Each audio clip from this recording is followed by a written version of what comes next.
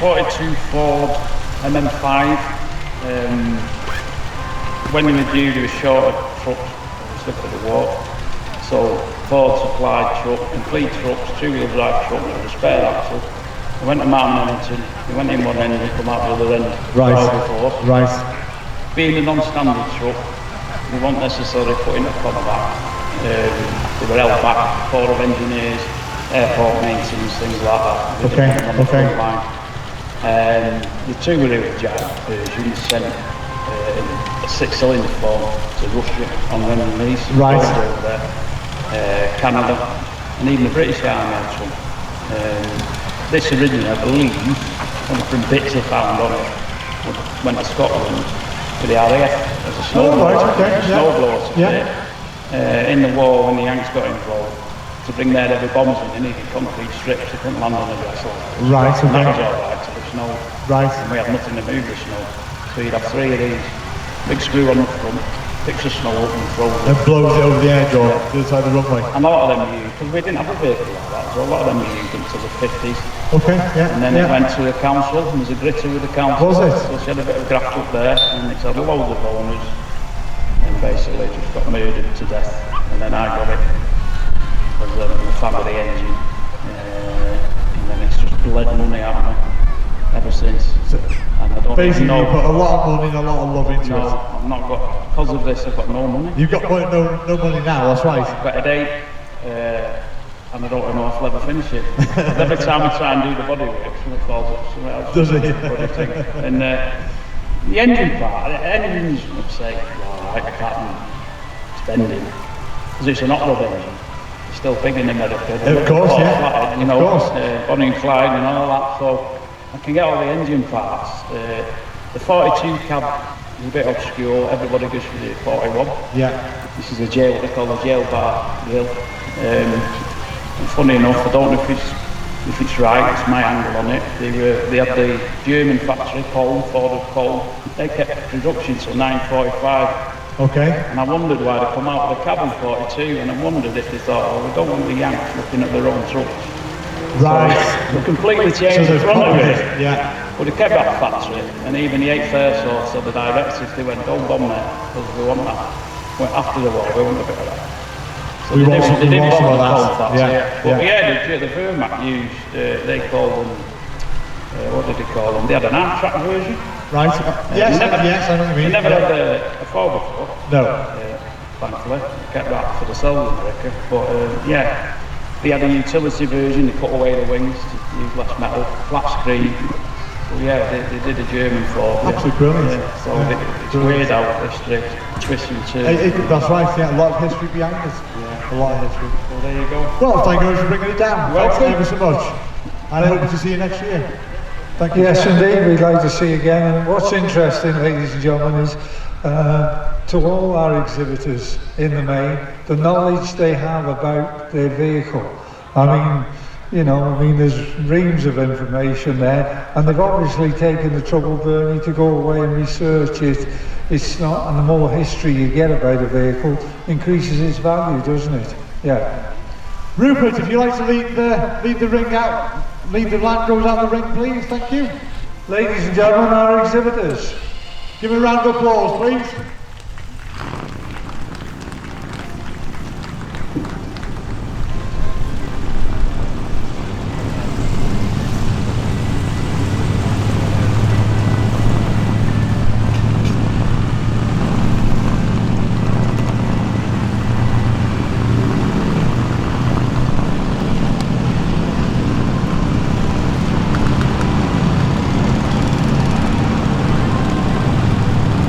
There you go, the young man driving it.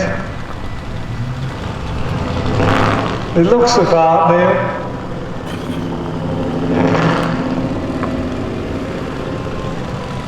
Any members or exhibitors who have put items on the club shop is now closed, so any items that haven't been picked up will be left in the shed until next year. So if you get any items that haven't been sold, go down to the club shop and pick your items up. Thank you. Note again, exhibitors, no movement off the site until 4:30. Thank you.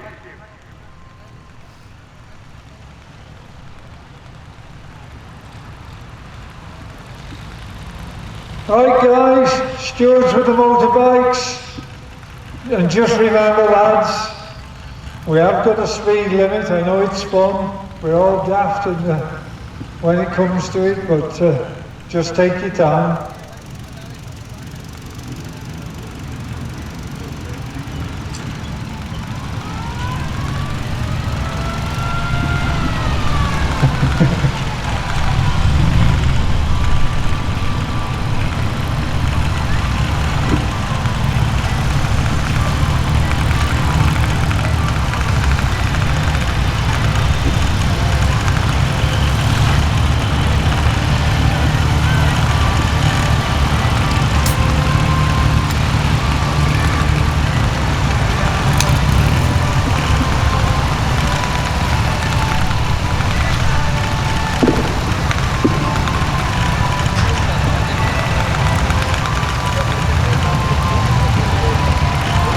Right, stewards, can we organise those motorbikes that are coming in, please?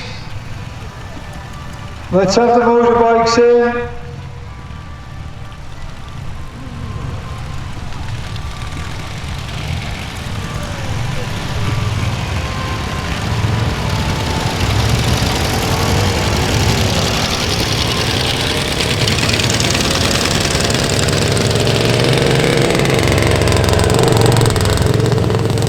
There we go, the sidecar.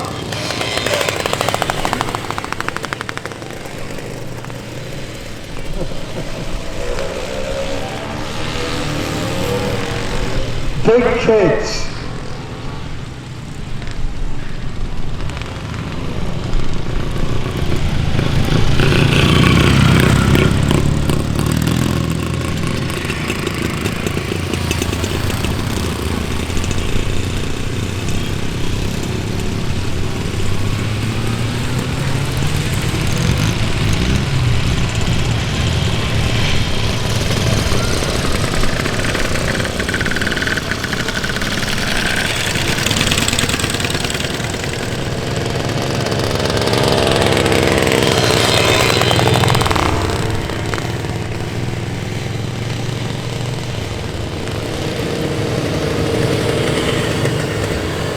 Right, well, before you all get too carried away, any more joining us?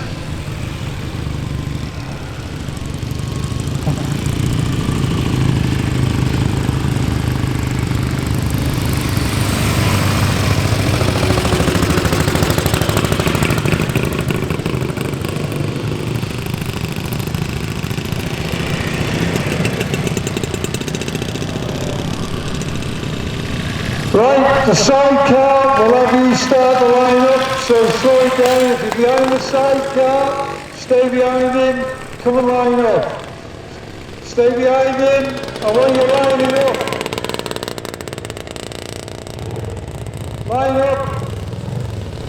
line up now please.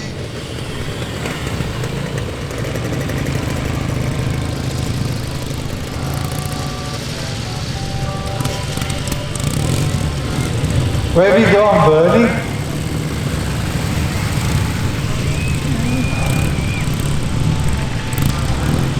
That's it, bring them up, folks.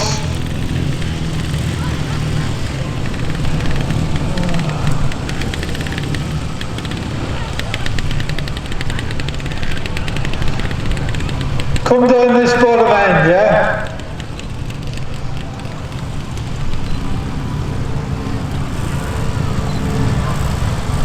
So we talk to these folks about their bikes. The thing I know least about. My dad caught me on one when I was about 15, going like a bat out of hell, and threatened the life out of me if he ever caught me on another one. So I've never got involved with bikes. Did have a trials bike at one time, that was quite good fun. Used on the fields. But there we go. So what can you tell us about this old Honda? Not a lot. I've had it a few years, it's very reliable. Well, the Japanese market took over the British market because they were cheap, they're reliable, good commuters. And now Historic vehicles? And are there many of these still around? I don't think so. I've seen one or two, but I wouldn't say a lot. Well, this is 49 years old. Right, 49 years old, but you could still use it as a daily commute. Yes, it's MOT'd as well. Keep it MOT'd, it's taxed, on the road legally. And I use it as and when I fancy. Good, that's what it should be about. Right, now then, this is a James. Is it a trials bike or yeah? Tell us a little bit about it. It's a trials bike, 1953. It's a 197, and they were made in the Midlands on that end. And that's really as much as I can tell you about it. I've had it a long, long time, and I'm hoping to have it another 50 years still riding it. But well, we hope you will actually. Actually, for a trials bike, it looks like quite a heavy bike, really, and something which you would think would be more lightweight. But I suppose it was to put up with the down or the G's, the downforces. You could manage it, could you? I mean, yeah. Well, when you look at the build of this, and then you come across this little Honda, it's a totally different scaling operation when it's been made, isn't it? What about this little Honda? It's come from Arizona in America. It's an import one, and the young lady from America, they don't make it for this country. So it's been in the country a few years now, so it's an import one. Why was it only made for America? They only had, because the ground was more rough around in Arizona, so this is what they used to use. That's why it's faded, all the paintwork on it. There you go, yeah. So you see, yeah, I didn't realise they did. And can you still get parts easily? Yeah, and there are plenty of parts for it, yeah, no problem. Yeah. Fair enough, and of course, yeah, in this country we're probably more used to seeing something like this one. Perhaps you can tell us what this is, and of course it's got the pedals there to help out if the engine didn't want to help out. Yeah, it's a Honda PC50. It's a 4-stroke moped, pedal and pop, single speed. It can reach 28 mile an hour, not with me on it. We've had it a few years. Apparently it was used by a lady in Derbyshire for delivering eggs on it most of her life, and she swore she never broke one. Really? Yeah, and that's right. Now you say yes, you used to see ladies on these sorts of things, didn't you? You know, and yeah, being a young man and being a bit of a speed merchant, and you'd be in somebody's car and you'd be leaning out the car shouting, "Pedal up, missus!" I was always the cheeky little buggy, yeah.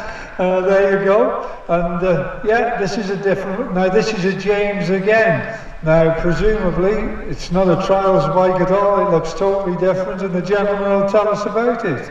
Yeah, it's just a 1953 James Comet, 98cc 2-speed. Yeah. That's it. And this would have been a commuting bike, yeah? Take a guy to work on a regular basis. Yeah. Smashing, thank you very much. Now then, a little bit of history here, and presumably a little bit of age to this BSA and sidecar, and I know you told us a lot of useful facts yesterday. Perhaps you do the same again today. Yeah, it's a Model E BSA, 770cc, built in 1923, so it's next year is 100 years old, and it's as far as I know, it's always had the sidecar with it. As far as I know, I don't know 100%, but I would guess it's a BSA sidecar. And I would imagine this the sidecar has always been with this. So when somebody bought this in 23 with the sidecar, with electric lighting, I mean it was an expensive bit of kit this thing was in 1923. And did you say yesterday getting in going wasn't a problem, stopping was a bit more of an issue? Stopping, it can be very exciting because you just got V-belt brakes. And it's the front brake is just a total waste of time putting it on, and the back brake will stop you in the dry, but in the wet it's not good. It's quite exciting really. quite exciting. I think I said yesterday as well, this, I think somebody asked me how fast it would go, and my retort to that is, however fast it's going to be going, I don't want to be on it when he's doing it. No, and I mean, when I started getting involved with cars, and I think it's in us all, first thing we do, make the engine bigger. And my father used to say to me, lad, you want to make the brakes bigger first, and then do the engine. And there's a lot of logic in that, because when you get to that moment in life, when you get to the, by then it's too late. And it's unfortunately, it's a lesson we only learn by going through the process. Right, now then, this one's a bit of a custom build, I think, isn't it? Oh, well, go on, you tell us a little bit about it, even though he's down there, because you do know about it. Don't be awkward. I haven't got a clue about it. No idea. Good. I thought this young man. Go on, you're going to tell us about it. It's about 96 years old. Oh, there we are. And do you do any work on it? No. Do you just come to shows and wave at everybody? Yes. Well, good, and we hope you'll come again. There you go. Nice to see. And another BSA here, and different colour livery. Perhaps you can tell us a bit about this. Well, we've had it about a month. I don't really know a lot about it. All I do know is BSA Bantam 125.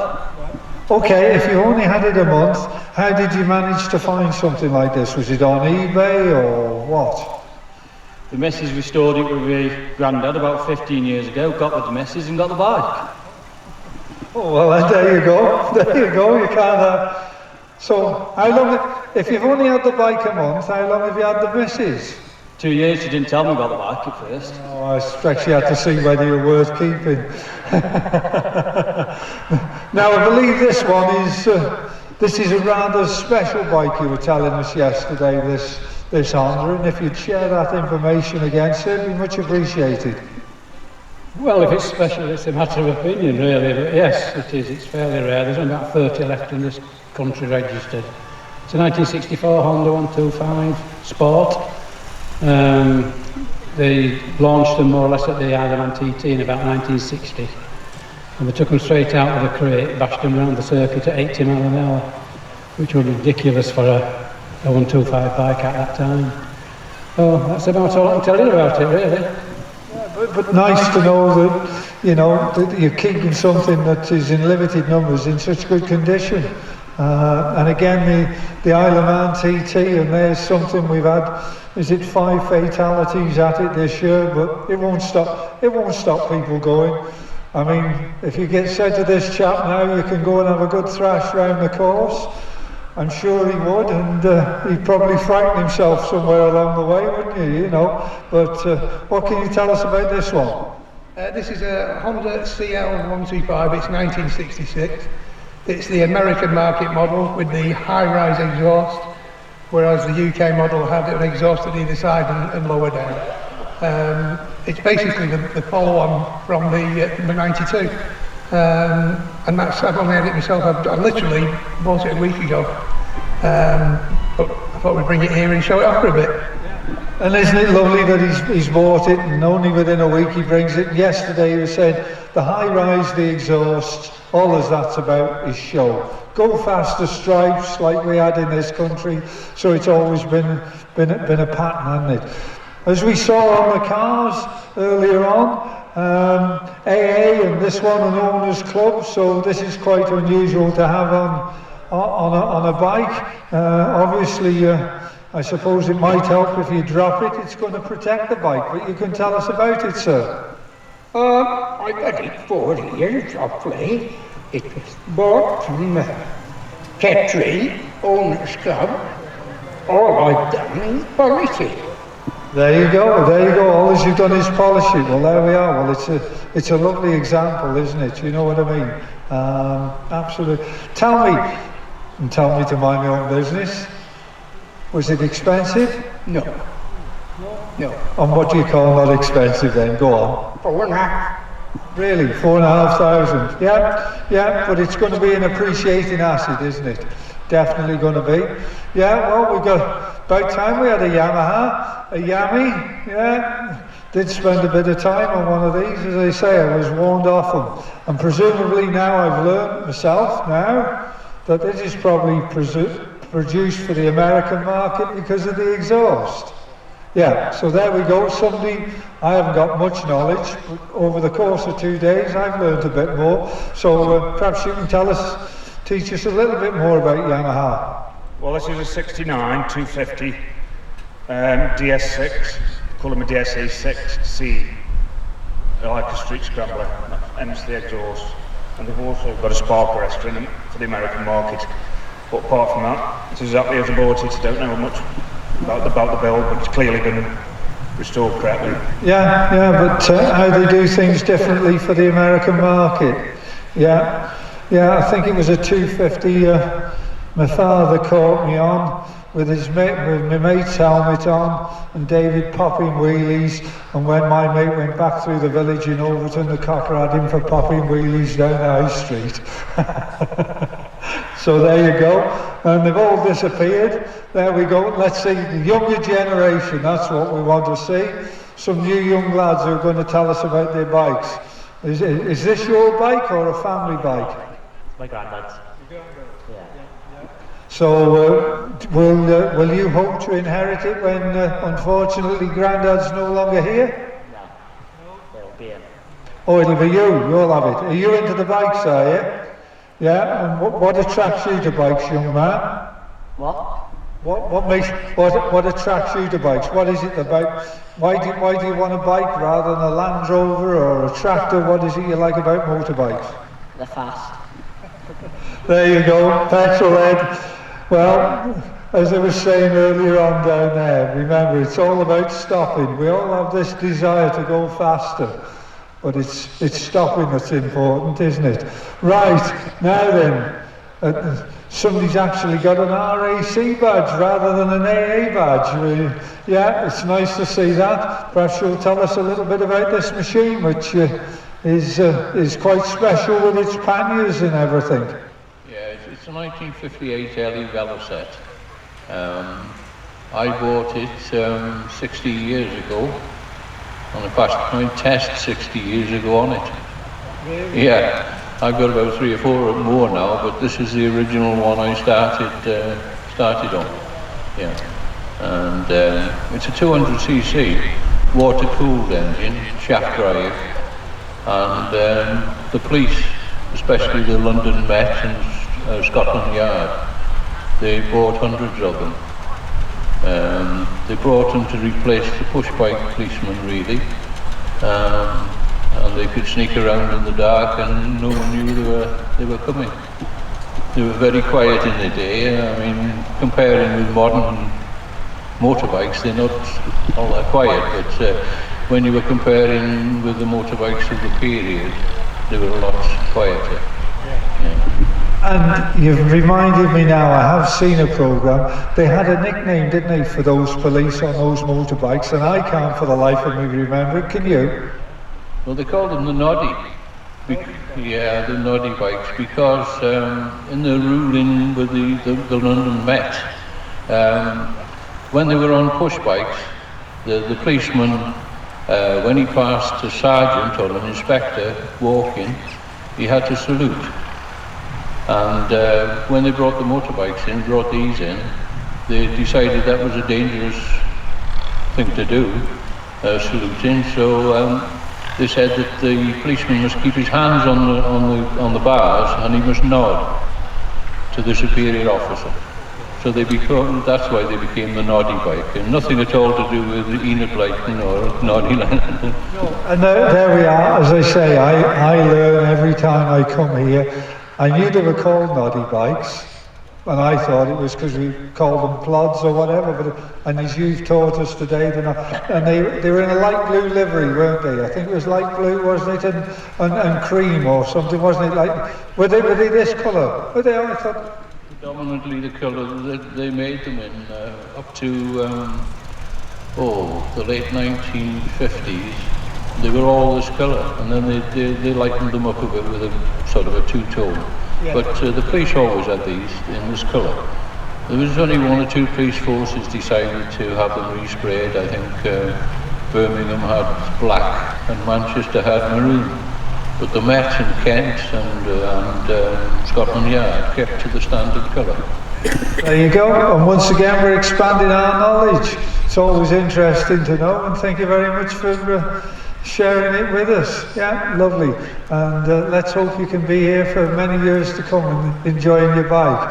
Right, gentlemen, here on this big Honda, in an absolutely immaculate condition. So I presume it's a show bike, you don't use it on the road, or possibly you do and then clean it every night. Tell us about it. I've only just restored it. I've had it about, well, it took me 2 years to restore it. It was a band find, and that's why it's staying. And will you use it as an everyday bike? Yeah, on good weather. Yeah, well that's it. I mean, the thing is, as lovely as it is to see them on the field here today, it's like anything, they need to be used, and well, there's a risk to everything, so you may as well take them out and enjoy them. It's the pleasure of them. Right, thank you ever so much. Ladies and gentlemen, what's always amazing is the amount of knowledge that everybody has about their bikes. So thank you very much. Ladies and gentlemen, your appreciation, our motorcyclists.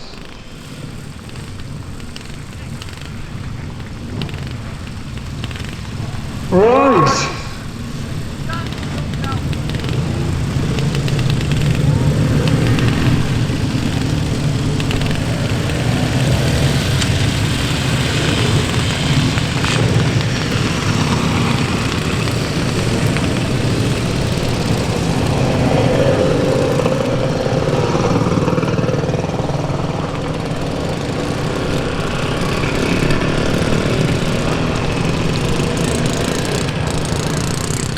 What's the matter now? The bike's a bit like the missus, you have trouble getting us started.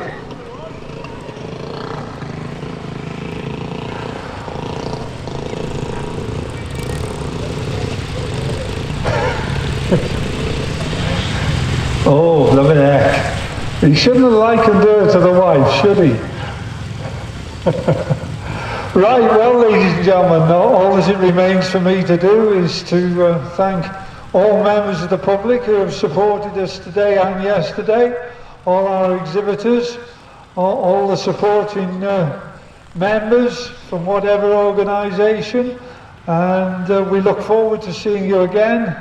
Let's hope we don't have any more COVID, and that in 2023 we can welcome you here again, and it'll be more warm than it's been over the last 2 days, because certainly it hasn't been the weather that we were expecting, but it goes without saying, without yourselves there wouldn't be a society to put this on. So we thank you for your support, and we look forward to seeing you again.